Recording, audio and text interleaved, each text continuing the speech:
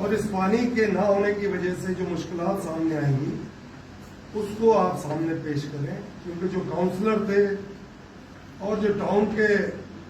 امیدوار بنے تھے ممبر اپنے آپ کو پیش کیا تھا اپنے علاقوں میں، ان کے اوپر میں سمجھتا ہوں اب یہ ذمہ داری بہت ضروری ہے کہ وہ اسی الیکشن کے انداز میں یہ اویئرنیس پیدا کریں، اجاگر کریں یہ چیز یہ صرف کاؤنسلر کے عہدیداروں کا یا فنکشنل کا مقصد پوری سندھ کا ہے، اور سندھ جو ہے کراچی کی، لہٰذا آپ لوگوں کو بڑی تکلیف نہیں کرنی پڑے گی، اپنے اپنے علاقوں میں ہی ہر اس آدمی کو آپ یاد رکھیں جو آپ کے ساتھ باقاعدہ ہر محلے میں پڑوس میں جانے کے لیے کیا ہے اور موجود ہے، اس کا اثر زیادہ ہوگا۔ صرف اویئرنیس پیدا کریں، ہمارا کہ سب آدمیوں کو، رہنے والوں کو، پڑوسیوں کو آپ اور یہی آپ کو سب سے بڑی چیز ہوگی، ان کو اندازہ ہو کہ جب یہ چیز آ جائے گی تو اس کے بعد کچھ نہیں ہوگا، جب یہ ابھی چیز آئی نہیں ہے اس کو روکنے کے لیے ابھی نکلو، اور جب آپ لوگ نکلو گے تو انشاءاللہ میں سمجھتا ہوں اس منصوبے سے ہاتھ اٹھانے پڑیں گے، اور یہ منصوبہ اتنا آسان نہیں ہے۔ آپ کے پڑوسی ملک میں یہ منصوبہ فلپ ہو گیا ہے، جس کو 3 دریا ملے تھے تو 3 دریا پہ نہیں کچھ اس سے فائدہ اٹھا سکا،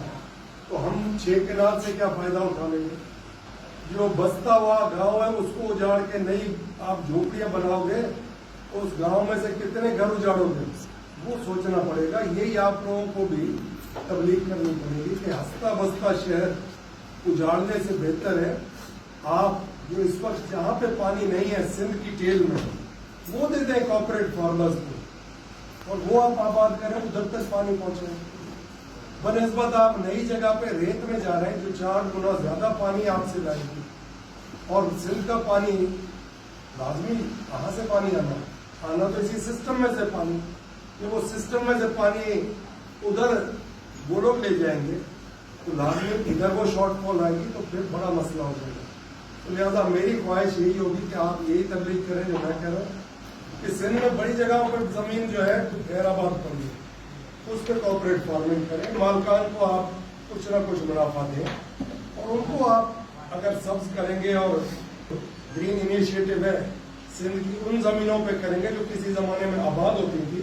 مگر پانی کی قلت کی وجہ سے وہ آباد نہیں ہو سکے،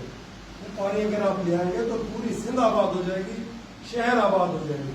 اس اجڑنے سے بچانے کے لیے آپ لوگوں کی آواز بلند ہونی پڑے گی، اور وہ آپ پہ فرض بھی ہے، اور یہی میرا کہنے کا ہے، اور یہ جائز بات ہے، کوئی ناجائز ہم نہیں کہہ رہے کہ کوئی ناجائز ہے، آپ یہ کریں اور انشاءاللہ دیکھیں یہ بہتری کی طرف چلیں گے انشاءاللہ۔ یونس صاحب کی باتوں سے